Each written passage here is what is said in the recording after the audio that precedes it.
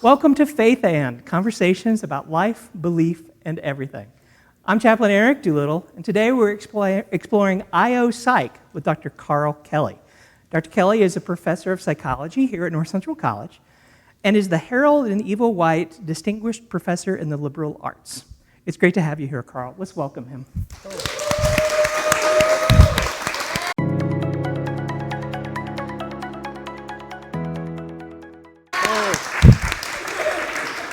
Thank you. You're very It's welcome. great to be here. Thanks. As we get started, I think let's start at a basic level. What is Psych? Can you give just a little brief glimpse of what that means? Oh, one of my favorite questions. And so psychology, which some people call the coolest area in psychology, mostly me. But psychology is the part of psychology that tries to create psychologically healthy spaces that yield high-performing teams. What makes it psychology is a focus on the individual. So we try to understand individuals within organizations, make those organizations psychologically healthy so that the team, the group, performs well. So when you think about psychologically healthy, what does that look like? Cool. Again, what a great question. These are important issues. And so in psychology, we tend to have lots of models. And so one of the models that we use to understand a psychologically healthy space is called the Perma model. And so there are different elements that can contribute to this healthy space. The first element in Perma are positive emotions. And so if people are experiencing positive emotions, the space is more likely going to be healthy. The E represents engagement, that they are engaged with, they are doing things and not just passively sitting around and responding. The R refers to relationships, and so you want to cultivate a healthy relationship within this space. M is changing. It used to be meaning, but now it's mattering. And it might not seem like it means a lot to go from meaning to mattering, but it actually is an important distinction because meaning is more of an internal experience. Am I getting something out of this that's good for me? Mattering focuses on your impact on other people. And so psychologists are starting to talk more about the importance of mattering rather than just finding something that you find meaningful. And then the A is accomplishment, and that you are actually accomplishing things that you want. There's another component that is being added called H, which refers to health and creating environments where people have the time to be healthy, have the resources to be healthy. But that is basically our operational definition of a healthy space, one that is perma or has perma qualities. So what are some of the challenges to those areas? What happens within an organization or an institution that might pull away from people having that kind of an experience? Oh, great question. The Perma model is often misunderstood because people think it's just all, puppies and rainbows. I say, but the Perma model suggests that even though the goal is for positive emotions, we're not going to have positive emotions all the time.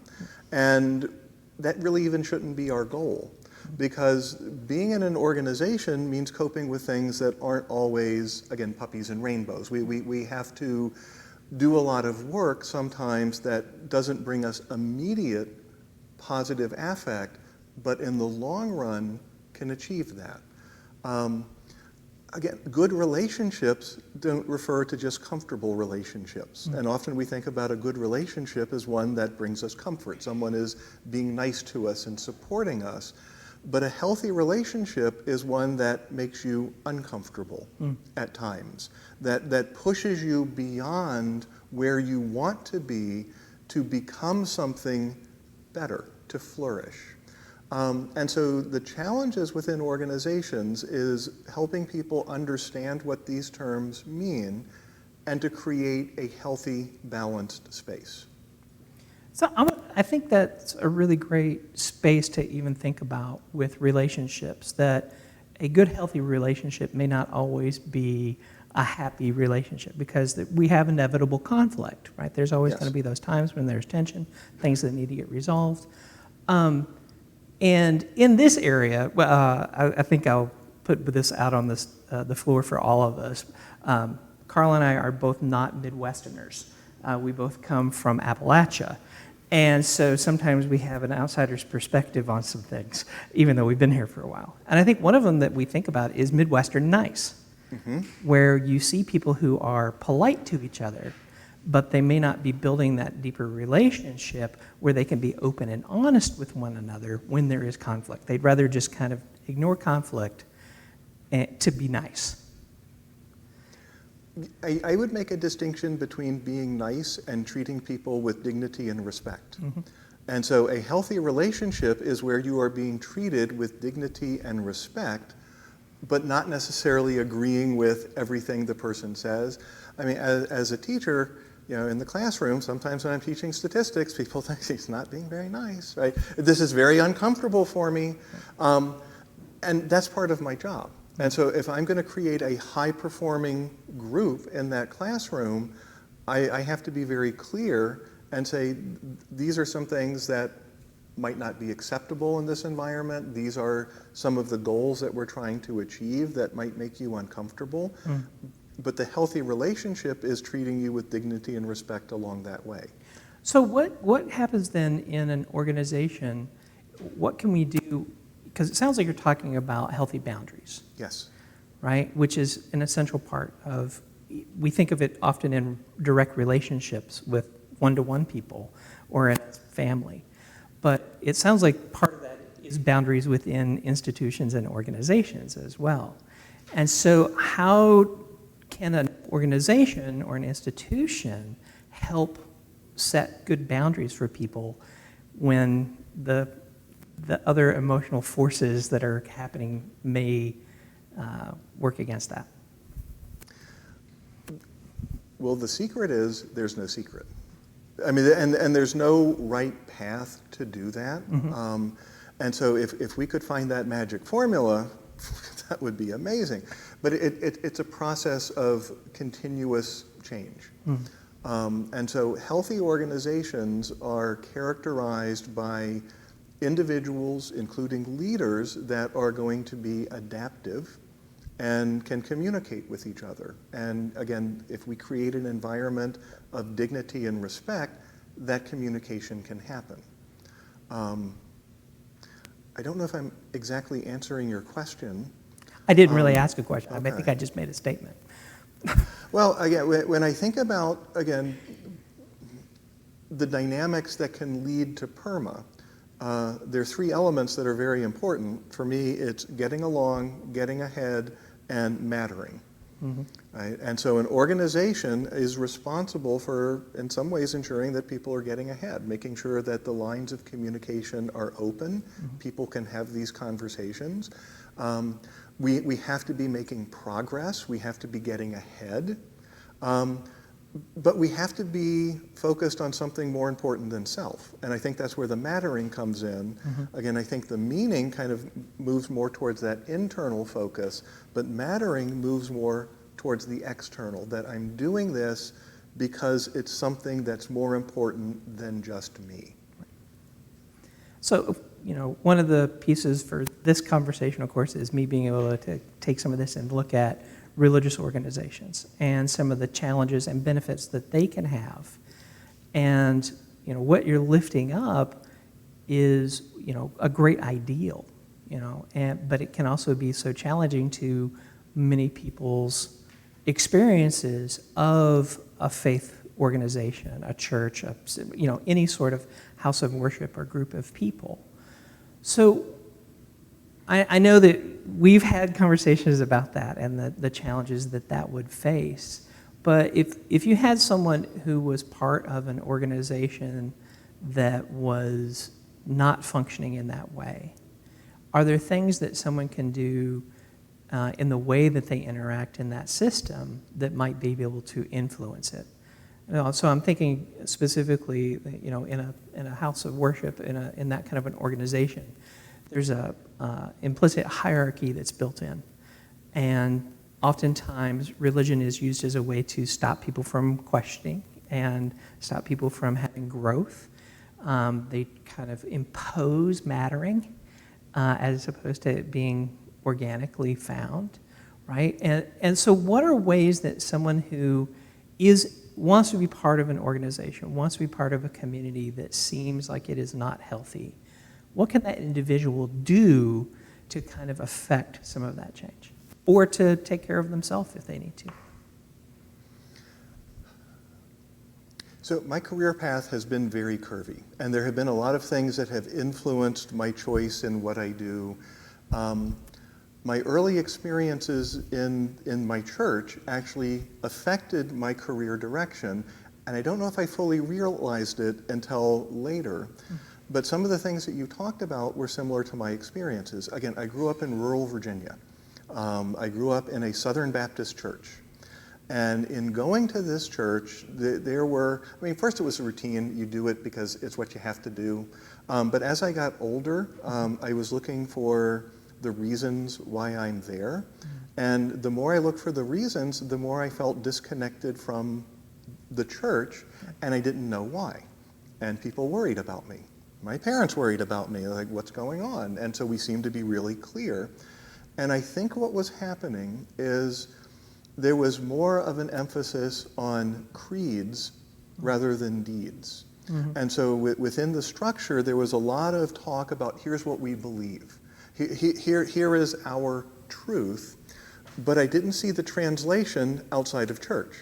And so, again, it's a rural community. You know people, you see what they do, and you see them in church behaving in one way, and then you see them outside in the world engaging in behaviors that were inconsistent with the language they were using within the church. As I began to question that, I felt that those questions were not addressed, and I was told, here are our creeds, that this is what you have to believe. And again, within that, getting along, getting ahead, and mattering, we got along. We had suppers together. We would do all of those things that on the surface seemed to be important to forming those relationships. But I didn't feel like I was getting ahead in my faith. I didn't feel like I was changing, and the questions and issues that were important to me were not being addressed. And I didn't know what to do. I'm a kid, right? And so I am... About how old do you think that disconnect was starting to happen?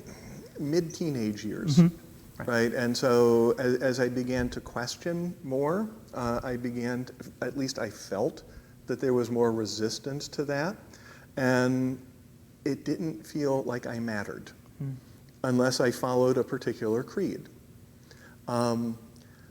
I started to separate my faith from the structure of the church, and so I sought more of an independent view. When I went to college, I became very interested in different faiths, which were not discussed in my church. Again, it was very focused on here's what we believe and here's why we're right.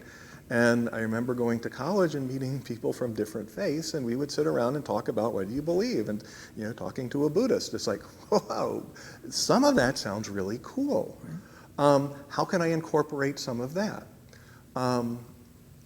So in terms of making a difference, sometimes it's hard for an individual to just make a difference. Sometimes you feel like maybe there's something wrong with you. Right? And so for me, maybe there's this incompleteness in my understanding of the doctrine, and maybe I just need to understand it better and then move ahead. But that didn't seem to be satisfying to me. Yeah.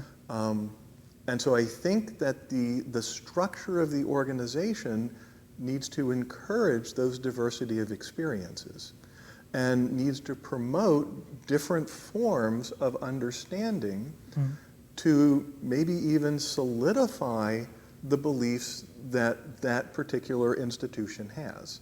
By not doing that, I don't see the getting ahead part, and so getting ahead to me, and it could be different, but getting ahead is learning new things. So, Am I getting close? If we can come up with right answers in any of this, I'll be very impressed. Okay. No, I think that the piece of that disconnect, I think, is something a lot of folks go through at that time period in their life as they are starting to have questions. It's part of a healthy development. Again, getting ahead means growth, and that growth can take a lot of forms, but people are no longer satisfied by the answers that they may have been as children as they move into that time period of life. And then so many young people then go into college where they have this incredible opportunity to dive in new, incredible ways, and they recognize that the organization, the community they may have been part of, can no longer support what they are looking for to give a sense of mattering in their life as a whole.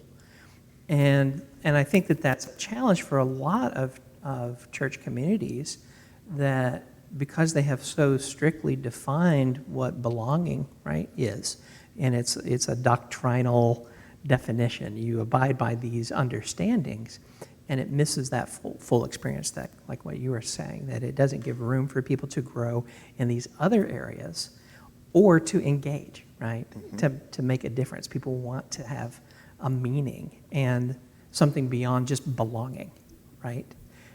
Belonging is important, community is important, how we connect with each other is essential, but it can't sustain long term if it's not having a reason. So I bring that up because I think we're in a time period where a lot of young folks are trying to figure out that balance. Before COVID, so much of what we saw was people who were looking for, what's my purpose in life? Well, how can I make a difference in the world? And then we lost a sense of community for a long time. And there's lots of ways that we're seeking that out with social media and all the different ways that we can connect to people. But it's hard to bind that together in solid ways. Like what is the thing that brings us together? And we're not quite as comfortable. We still seek, I think, connections, but they're harder to find because some of the structures that we have seen in the past that supported it are not up to speed. They're not keeping up with us. I'm trying to get to a question in this, but so many of our conversations are just us sharing ideas back and forth. Why don't you just comment on what I've lifted up? This is kind of the way it goes most of the time. But this is fun. Yeah. I think the same issues are true in the classroom. Yeah. I think they're true at the institutional level. I think they're true in faith communities, in church, however we structure it. These are some of the challenges that we're facing. I think COVID changed things, but I think the trends were there before, and I think it just kind of accelerated some of the change.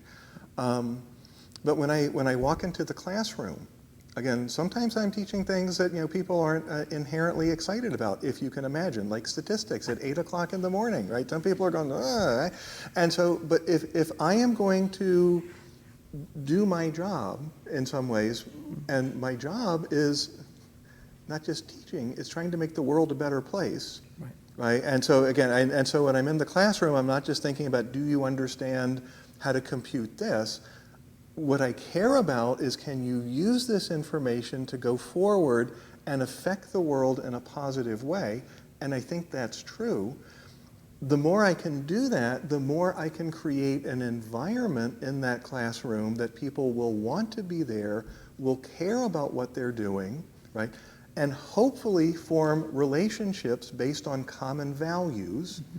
Okay, and there can be a lot of differences of opinion in that classroom. There can be a lot of different personalities, but if we can come together agreeing we're trying to make the world a better place, we can then create a structure where we can actually start to see little changes occurring, right? And what we do matters. We become a healthy community. Right. And again, I think the same is true within a church, that it's not just, do you agree with us on this point of doctrine?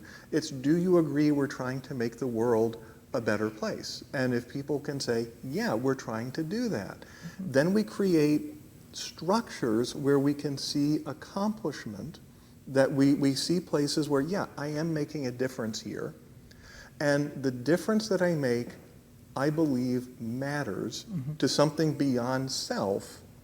Then the community becomes psychologically healthy, it becomes high-performing, and it's sustainable. But one of those elements disappears, and the whole thing starts to kind of rock a little bit. And the challenge sometimes isn't just in creating that community, it's sustaining that community. That's the challenge of leadership, right? That's the challenge of being part of that community. Leaders have a certain responsibility, but everyone in that community needs to have some of that responsibility. And I think that's what makes the systems effective. And to me, often, maybe not often, it's too general, but sometimes within faith communities, we lose some of those elements. Yeah. And the outcomes that we focus on, and again, from my experience in my church growing up we were in a rural community, but it started developing, and more people started moving in, and the church became focused on growth. And the benchmark for success, again, this is my opinion, wasn't are we making the world a better place, but are we growing? Right. Are we producing more revenue so that we can enhance our facilities so that we can continue to grow? And that was the conversation, and it changed how I saw the dynamic of the system. And we see that with so many different institutions, and that can be the pressures from even in a classroom. Am I going to have enough students to make class? You see it within college, where it's like, well, we get so focused on bringing in students that we forget the purpose and doing these things and creating a system where they are part of this with us. We see it in churches, we see it in politics, where you have parties who are fighting over the margins of a couple of percentage instead of remembering why they're there. And so it's to see that you can model that, from what I was gleaning what you said there, you model that in your classroom to try and create that kind of a system, an organization, just even within a classroom setting, that hopefully other people can see and like, why is this place different? And I have to say, for folks who can't see, the fact that so many students showed up here to hear you talk about this, I think talks to and speaks to the success you've had in that. Because people recognize that what you have created in those spaces is what we hope we can model out in the world. That is my marker of success. It's, can students take this information and go out in the world and do things that make a positive change? And then it's most meaningful for me when they let me know. And so when the alums contact me and say, look at what I'm doing. And maybe there's a little piece of that in there. But within the structure, again, and it could be an athletic team. I mean, anything, but this is what we're trying to do. And if we can create, again, these healthy relationships based on common values, if we can feel like we're making accomplishment, sometimes however slow it might seem, it's like I'm just not, but little bits at a time. But most importantly, if what we're doing matters beyond self and making the world a better place, and sometimes that it doesn't have to be a huge change, right? It can be helping one person, right? And by helping one person, you can be making the world a better place. Absolutely. Well, I want to make sure that folks who are listening in get a chance to ask their questions too. Thank you so much for this part of the conversation. And like I said before we got started, we're going to continue this conversation after we turn off the cameras because you can go next door and have coffee with us, and we'll have some time to have one-on-one conversations. But as we're kind of wrapping up this section for the folks who are online, I just want to say thank you. I appreciate your time, your wisdom, your kindness, and just your presence here at North Central College. It's really, really a blessing. Would you all show some appreciation for that time? Thank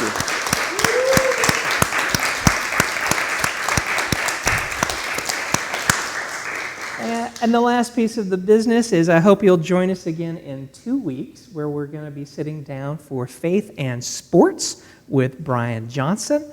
And so that should be another great conversation as we're exploring what those institutions can look like. And we'll be back here. You can join us in person here at Coden Chapel at 11:45 is when we get started. Or you can, like we said, join us online and be part of the conversation there. So thank you so much. We'll